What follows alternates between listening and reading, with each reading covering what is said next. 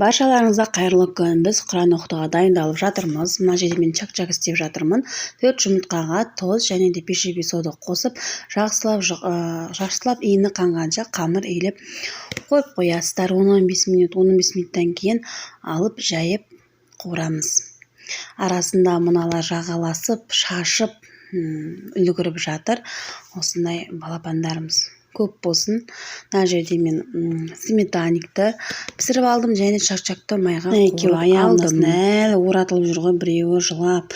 Аяқтың бәрін шашып тастаған. Мен кухнядан шалмай отырмын.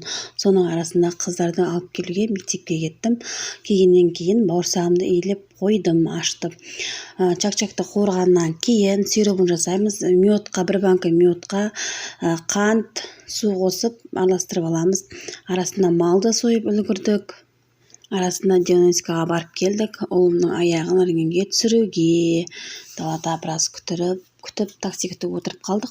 Үйге келгеннен кейін кешкілік бауырсағымызды далаға әдемі қылып кешкілік қуырып алдымыз екеуміз. Одан кейін шаң сүрттік, есіктердің барлығын, бүкіл бөлменің шаңын сүртіп шықтық. Заготовка жасадық түнімен. Балдардың барлығы как обычно жағаласып жүр. Қайынсіңілім осылай залға столдардың барлығын дайындап қойдық. Түнімен қоятынымызды қойып қойдық. Жинастырып бәрін түнгі 2-де жаттық. Ертең арасында магазинге барып та үлгірдік қой. Әдеттегідей бір нәрсе жетпей қалады ғой. Тағы да сол Ошқа кеттім магазинге. Қайтып келгеннен кейін даланың есіктің алдын сыпырдым.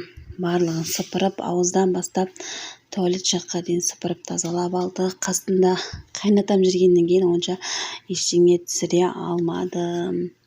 Үйдегілер салат-палаттарды дайындап жатырмыз. Бұл уже ертесіне.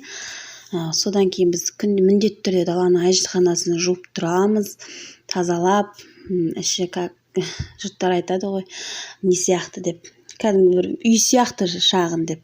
Осылай біз жуып тұрамыз, 3 күнде 1 рет. Даланың жұмысын барлығын бітіріп болғаннан үйге кірдім. Уже жешелер дастархан дайындап жатыр екен. Нан салып, пирожный салып, осы түнімен пісіргеніміз. Қасына тағы да готовыйне алып қойдық. Содан кейін түнде еттің қамырын бастырып қойғаннан кейін еттің қамырын жайдым. 8 күлше қамыр жайдым. Өзім сияқты домалақ үлкен қылып 8 күлше жайдым.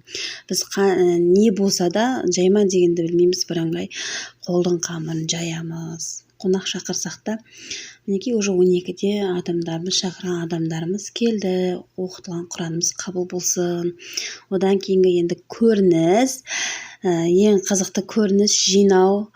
Қайта менің қайынсіңілім бар, абысыным бар. Сөйтіп біраз жинап, түнгі 12-1-де жаттық. Мына жерде мен арасында өзім халатымды да көрсетіп кетіп жатырмын. Маған осындай түс халат ұнайды депші. Дамым қолым тимейді. Ол кезде инстаграмға бір нәрсе салуға. Ыдыс қонақ күткен жақсы ғой негізі. Осындай көрініс, қонақ келсе құт келеді деп. Қонақтарымыз келе берсін. Осындай шаршамайық, оқытылған Құрандарымыз қабыл болсын. Маған тіркеліп, лайк басып, комментарий жазып кетіңіз.